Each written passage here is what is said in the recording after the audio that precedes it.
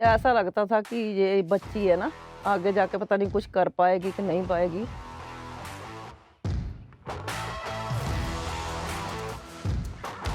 Hard worker बहुत है। जो मतलब उसको बोला है तो वो उससे ज़्यादा ही करके आएगी, कम नहीं करती। गोल्ड मैडल तो नीचे कोई बात नहीं कर। जे ना मिले तो फिर ये 2-2 दिन खाना नहीं सिखाती।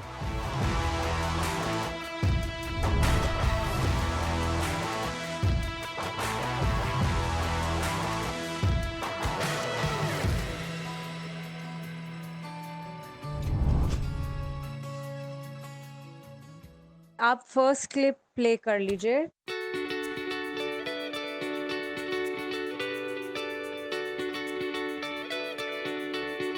बचपन से ही उसका खेलों में बहुत ज़्यादा रुचि थी। सारा दिन साइकिलिंग करनी।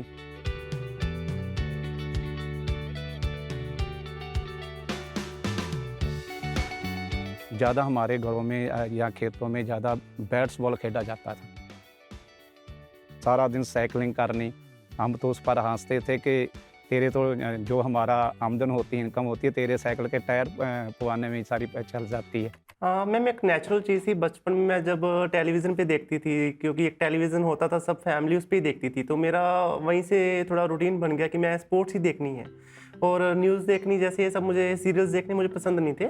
तो तब मैंने थोड़ा वहीं से जब स्पोर्ट्स देखती थी वही मेरे अंदर आता गया, और मैं अपना वही जब बाहर अपने लाइफ में करती गई। जैसे क्रिकेट देखना तो क्रिकेट खेलने लग जाना, वैसे उसका पैशन बन जाना। एक्चुअली मुझे बचपन से क्रिकेट पसंद था, तो क्रिकेट का मुझे कुछ नॉलेज नहीं थी। एक्चुअली मुझे डिस्कस की भी नॉलेज नहीं थी, लेकिन डिस्कस का जो हमारे स्कूल टीचर थे उन्होंने मुझे बताया, तो मुझे उसके बारे में पता चला। हाँ, उसे बहुत शौक था स्कूल जाना, कि जल्दी से तैयार होकर मैं स्कूल चली जाऊँ, फिर वहाँ जाके खेलूँगी, पढ़ूँगी। स्कूल में जब एडमिशन हो गया तो इसकी जो एक्टिविटी थी वो हमें भी अच्छा लगा, क्योंकि इसका इंटरेस्ट भी अच्छा था और कोचेस की ट्रेनिंग भी थी, तो इसका सिलेक्शन हो गया। फिर ये राइज करती गई तो हम इसे इनकरेज करते गए। इसके पास मेरा फिजिकल एजुकेशन सब्जेक्ट था, बहुत ही बढ़िया। क्लासेस अटेंड नहीं हो पाती थी because always she is doing training, that's why कि उसके बाद इसका रिजल्ट बहुत बढ़िया कवर कर जाती है सारा। एक्चुअली जब मैं बचपन में भी स्कूल जाती थी तो मुझे यही होता था स्कूल जाके हमारा कब फिजिकल का पीरियड आए और हम कब ग्राउंड में जाएं और ग्राउंड में जाके कोई एक्टिविटी करें। तो मुझे बचपन से ही थोड़ा मतलब है शौक इस चीज़ का। तो जब मैं 11th में हुई तो मेरे को एक मिल गया ग्राउंड, तो वहाँ जाके भी मैंने ये करा कि ग्राउंड में प्रैक्टिस करती थी। जितना टाइम मिलता था मुझे ऐसे लगता कम है, मैं और करूँ। तो इस वजह से मेरी क्लासेस कभी कभी मिस हो जाती थी, लेकिन फिर भी मैं अपना मतलब टीचर से, स्टूडेंट से अपना होमवर्क वगैरह सब पूछ के उसको प्रिपेयर कर लेती थी। तो क्योंकि स्पोर्ट्स और स्टडी दोनों बराबर चलनी चाहिए। अगर स्टडी पीछे है तो कोई प्लेयर के लिए वो बेनिफिट कम हो जाता है। तो तब से मतलब मेरा गेम में भी इंटरेस्ट था और स्टडी में भी। मैम अगला क्लिप प्ले करूँ?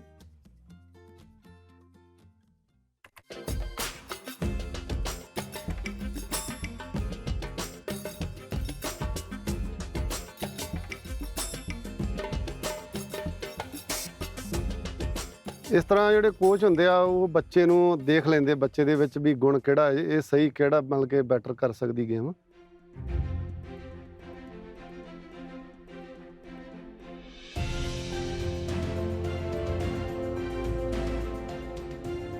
ਔਰ ਫਿਰ ਕੋਚ ਜਦੋਂ ਇਹਨੇ ਬਾਦਲ ਜਾ ਕੇ ਉੱਥੇ ਜੁਆਇਨ ਕਰ ਲਿਆ ਸਹੀ ਸੈਂਟਰ, ਫਿਰ ਉਹਨਾਂ ਨੇ ਇਹਨੂੰ ਜ਼ਿਆਦਾ ਜ਼ੋਰ ਡਿਸਕਸ ਥਰੂ ਤੇ ਹੀ ਵੀ ਦਿੱਤਾ ਵੀ ਤੂੰ ਇਹੀ ਗੇਮ ਕਰ। ਫਿਰ ਉਹਦੇ ਤੇ ਲਗਾਤਾਰ ਉਸ ਤਰੀਕੇ ਦੀ ਉਹਨਾਂ ਨੇ ਪ੍ਰੈਕਟਿਸ ਕਰਾਈ ਔਰ ਅੱਛੇ ਨਤੀਜੇ ਆਏ। ਇਹਨੇ ਸ਼ੁਰੂ 'ਚ ਹੀ ਨੈਸ਼ਨਲ ਖੇਲਣਾ ਸ਼ੁਰੂ ਕਰ ਦਿੱਤਾ। ਕਈ ਵਾਰੀ ਮੈਡਲ ਲੈ ਕੇ ਆਉਂਦੀ ਸੀ, ਗੋਲਡ ਮੈਡਲ। ਜੇ ਨਾ ਮਿਲੇ ਤਾਂ ਫਿਰ ਇਹ 2-2 ਦਿਨ ਖਾਣਾ ਨਹੀਂ ਸੀ ਖਾਂਦੀ, ਪਰ ਇਹਦੇ ਅੰਦਰ ਇੱਕ ਹੀ ਮਤਲਬ ਕਿ ਹੈ ਕਿ ਮੈਨੂੰ ਮੈਡਲ ਮਿਲਣਾ ਚਾਹੀਦਾ ਬਸ। गोल्ड मेडल तो नीचे कोई बात नहीं कर। एक्चुअली मेरी जब से मैंने गेम स्टार्ट करी, मेरी आदत है कि मैं कोई भी अगर चाहे गेम में वैसे गेम खेल रहे ग्राउंड में, चाहे कोई कंपटीशन खेल रहे हैं, मुझे मतलब फर्स्ट ही आना है। चाहे ग्राउंड में सब बच्चे खेलेंगे तो मेरे को उनके टीम गेम खेलते तो मैं उनके ऊपर बहुत ज़्यादा मतलब गुस्सा करती हूँ कि तुम क्यों नहीं खेलते, अपनी टीम क्यों नहीं विन कर रही। तो मुझे इस चीज़ का बहुत गुस्सा आता है कि मैं क्यों नहीं वहाँ फर्स्ट आई, क्यों जहाँ पीछे रह गई। तो मेरे अंदर मतलब फर्स्ट दिन से ऐसे है कि मेरे को फर्स्ट ही आना है। ओलंपिक का सपना मेरे अंदर जब सारे प्लेयर्स के अंदर ही होता है कि अपने देश के लिए खेले, और सबसे बड़ा कंपटीशन है ओलंपिक्स, उसके लिए तो सबका सपना होता है। मेरे अंदर आया 2018 में, जब एशियन गेम्स में क्वालिफाई नहीं कर पाई, तो तब मैंने थोड़ा सोचा कि अब मेरे को बड़ा एम लेके चलना चाहिए, ताकि मैं ओलंपिक्स में अपने देश का और अपने मतलब पंजाब की तरफ से अपना सबका नाम रोशन करूँ और उसमें क्वालिफाई करके और मेडल लेके आऊँ। ऐसा लगता था कि ये बच्ची है ना, आगे जाके पता नहीं कुछ कर पाएगी कि नहीं पाएगी, हमारा दिल ऐसे डरता था। पर इसको शौक था, ये बोलती थी कि मम्मी मेरे को जाने दो, मैं अपने आप सब कुछ कर लूँगी। मेरे को भी ऐसा था कि ये बच्ची है, इसको आगे बढ़ने दो। ਪਹਿਲੀ ਵਾਰੀ ਸਾਡੀ ਮਤਲਬ ਕਿ ਬੇਟੀ ਨੇ ਨਿਰਣਾ ਲਿਆ ਸੀ ਕਿ ਮੈਂ ਗੇਮਾਂ ਦੇ ਵਿੱਚ ਜਾਣਾ ਹੈ। एक्चुअली मेरा जो गांव है बहुत बैकवर्ड है, इसके जो आसपास के घर के भी लोग हैं वो बहुत बैकवर्ड सोच के हैं। वो उनकी एक मानना है कि लड़की है, इसकी स्टडी कराओ, अगर नहीं स्टडी कर रही तो इसको उस घर का काम करा के इसकी मैरिज कर दो। तो मेरे लिए भी बचपन में ये सब मतलब सुनना बहुत टफ होता था कि जब कोई आ जाता है तो घर में नहीं दिखना, जहाँ अंदर रहना, ये सब था। तो तब मैंने अपना जब स्कूल में मेरे को पता चला कि स्पोर्ट्स ये सब होता है, हॉस्टल लाइफ होती है, तब मैंने अपने घर वालों को बोला कि मेरे को हॉस्टल में जाना है और स्पोर्ट्स करनी है। अभी 2018 में ही हुआ है, जकार्ता के लिए एशियन गेम्स के लिए क्वालिफाई था। तो बहुत अच्छा, मतलब ग्राउंड में अच्छी थ्रो कर रही थी कमल। मुझे ये भी था कि भाई अगर कंपटीशन अच्छा रहा तो एशियन गेम्स में मेडल के चांस की रहेंगे। लेकिन पता नहीं वहाँ पे जाके गुवाहाटी में हुआ था क्वालिफाई के लिए कंपटीशन, तो वहाँ पे एक थोड़ा सा ना वेदर में मतलब थोड़ा सा ना ह्यूमिडिटी बहुत है, तो वहाँ जाके इसको एक तो थोड़ा सा लूज मोशन हो गए और थोड़ी सी ना डिहाइड्रेट हो गई बहुत ज़्यादा बॉडी। तो वहाँ पे जब ये थ्रो करने लगी तो इसको कह रही मैम मुझसे कुछ हो नहीं रहा, मुझे बहुत वीक फील हो रहा है। फिर इसको फीवर रहा 2 दिन।